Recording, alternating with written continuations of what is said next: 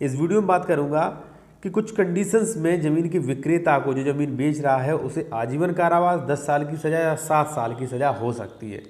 तो किन कंडीशंस में हो सकती है, जाने अनजाना में लोग अधिकतर गलती कर रहे हैं। तो देखिए, इससे पहले मैं कहूँगा, यदि आप इस टॉपिक से संबंधित, प्रॉपर्टी संबंधित कोई भी सलाह लेना चाहते हैं तो कॉन्टैक्ट कर सकते हैं। कॉन्टैक्ट नंबर वीडियो की डिस्क्रिप्शन में दिया गया है। धन्यवाद। कंडीशन वो आप जान लीजिए, मैं आपको विद उदाहरण, विद प्रूफ के आपको समझाऊंगा।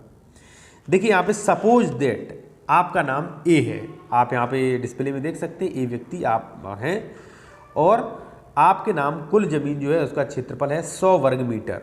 ठीक है, आप इसके मालिक हैं, और आपने ये जो भी ज़मीन है, ये दिनांक 23/5/2020 को बी व्यक्ति को 50 वर्ग मीटर की रजिस्ट्री कर दी, बेच दी भाई।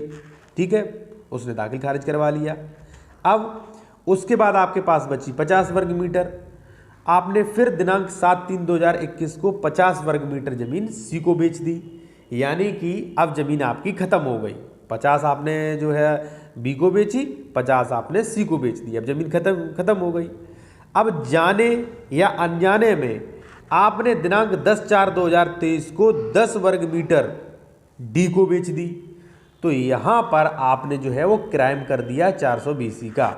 ठीक है, यानी कि आपके नाम संपत्ति बची ही नहीं। अगर देखा जाए तो आपके नाम संपत्ति किसी भी प्रकार की नहीं बची, क्योंकि आपके नाम 100 वर्ग मीटर ज़मीन थी। आपने 50 बेच दी 23/5/20 को, और 50 बेच दी 7/3/2021 को सी को, दोनों को बेच दी। अब ज़मीन बची नहीं, लेकिन आपने फिर भी बेनामा कर दिया 10/4/2023 को 10 वर्ग मीटर आपने डी व्यक्ति को बेच दी, आपने पैसा भी ले लिया।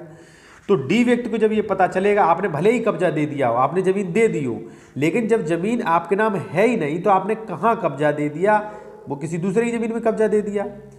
तो जैसे ही डी को पता चलेगा, डी आपके खिलाफ कंप्लेन करेगा थाने में कि इस व्यक्ति ने हमें फर्जी ज़मीन की रजिस्ट्री करा दी है। तो आप जो है 7 साल की जेल आपको हो सकती है।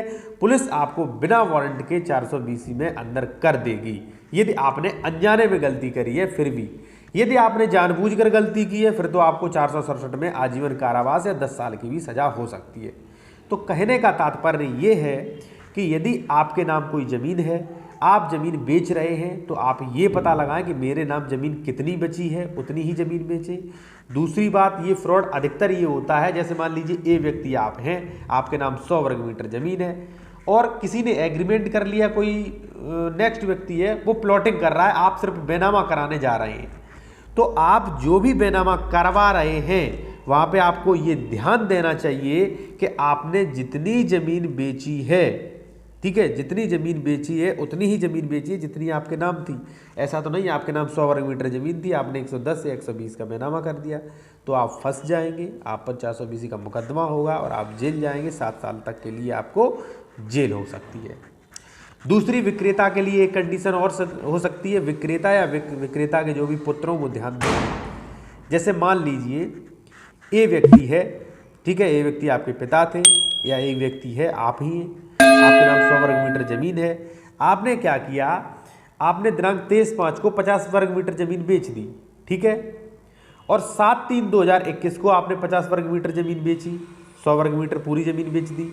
लेकिन दूसरी वाली ज़मीन सी व्यक्ति इसने रजिस्ट्री नहीं करवा पाई, तो इसका दाखिल खारिज भी नहीं होगा। ठीक है, दाखिल खारिज नहीं होगा, यहाँ पे आदेश शो नहीं होगा, यहाँ पे जो दिख रहा है वो शो नहीं होगा। यहाँ पे ये लगेगा कि 50 वर्ग मीटर ज़मीन बेची है। उसके बाद यदि आपने 10 वर्ग मीटर ज़मीन बेच दी, या 20 या 50, तो ऐसी कंडीशंस में भी आप पर 420 का मुकदमा लग सकेगा। क्यों? देखिए, अगर मान लीजिए सपोज दैट मैं आप इसे हाइडन कर देता हूँ, मान लीजिए आप ज़मीन बेच चुके, रजिस्ट्री कर दी है, इसने दाखिल खारिज नहीं करवाया, तो यहाँ पे आदेश शो नहीं हो रहा। अब डी व्यक्ति जब खरीदेगा, उसे तो लगेगा भाई 50 वर्ग मीटर ही ज़मीन बेची है, ठीक है, आपने उससे भले ही कब्जा दे दिया वो डी को, लेकिन जब उसे पता चलेगा कि इससे पहले सी को रजिस्ट्री आप कर चुके हैं, फिर भी वो आप पर 420 का मुकदमा कर देगा और आप जेल चले जाएंगे। यदि मान लीजिए आपके पिताजी ने किसी को बेनामा दे दिया है, कोई ज़मीन बेच दी थी, उसने दाखिल खारिज नहीं करवाया, आपके नाम खतौनी चल रही है, और यदि आपने वो ज़मीन बेच दी, तो भी आप पर कार्रवाई हो सकती है, क्योंकि आपके पिताजी वो ज़मीन बेच गए हैं, आपके पिताजी ने उसका पूरा पैसा ले लिया है, भले ही उसने दाखिल खारिज नहीं करवाया है। अगर मान लीजिए आप वो ज़मीन बेचते तो आप एक तरीके का फ्रॉड कर रहे हैं, तो यहाँ पर आप पर कानूनी कार्रवाई, दंडिक कार्रवाई हो सकेगी। ठीक है, अब जो भी विक्रेता हैं वो समझ लें, ठीक है ना।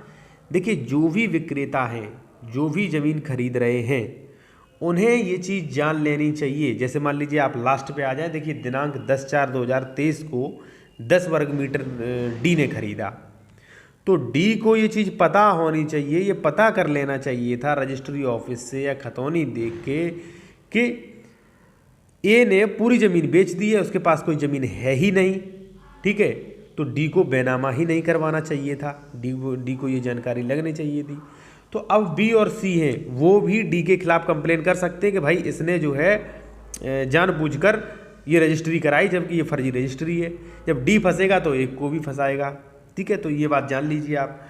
दूसरी बात एक कंडीशन और है, यदि कोई भी क्रेता, कोई भी व्यक्ति जो ज़मीन खरीद रहा है, वह जानबूझकर कोई फर्जी रजिस्ट्री बनवा लेता है, फर्जी वसीयत बनवा लेता है, फर्जी दानपत्र बनवा लेता है, उसके आधार पर वो दाखिल खारिज करवा लेता है, तो ऐसी कंडीशंस में विक्रेता को आईपीसी की धारा 467 के अंतर्गत आजीवन कारावास या 10 साल तक का कारावास हो सकेगा।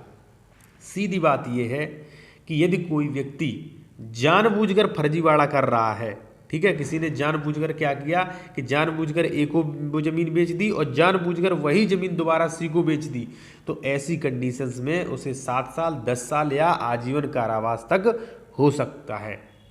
लेकिन विक्रेता के लिए, यदि मान लीजिए कोई विक्रेता है, उसने क्या किया, उसने किसी ज़मीन की फर्जी रजिस्ट्री तैयार की, ठीक है, फर्जी रजिस्ट्री तैयार कर ली जो कि बिल्कुल ओरिजिनल की तरह लगती है, और उसने किसी बी व्यक्ति को वो ज़मीन बेच दी, तो उस कंडीशंस में उसको 100% आजीवन कारावास या 10 साल की सज़ा होगी, ठीक है।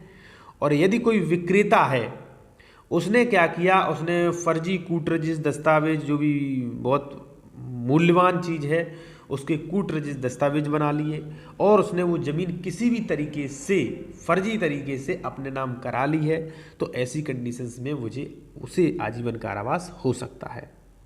दोस्तों मैं आपसे यही कहना चाहूँगा कि जब भी आप ज़मीन बेचते हैं किसी व्यक्ति को, तो आप अपनी नज़र में बिल्कुल सही बेचें। आप अपने दस्तावेजों की जांच कर लें कि मैंने पहले ज़मीन ये बेच तो नहीं दी, और अगर ज़मीन बेची है तो इसमें से कितना ज़मीन बेच दिया गया है, कितना बाकी है, उतना ही रजिस्ट्री आप उसे करें। इससे ज़्यादा आपने रजिस्ट्री कर दी तो आप 100% जेल में जाएंगे, आप पर दंडिक कार्रवाई होगी और आपको जुर्माना भी देना पड़ेगा। और जो क्रेता हैं, जो ज़मीन खरीद रहे हैं, उनको भी ये देख लेना चाहिए कि ज़मीन के डॉक्यूमेंट सही हैं कि नहीं है, ठीक है, ज़मीन खरीदने का उन्हें अधिकार है कि नहीं, पोजीशन है कि नहीं, ये सभी चीज़ें उनको देख लेनी चाहिए। धन्यवाद दोस्तों। अगर आपका कोई भी टॉपिक हो तो आप मुझसे कॉन्टैक्ट कर सकते हैं।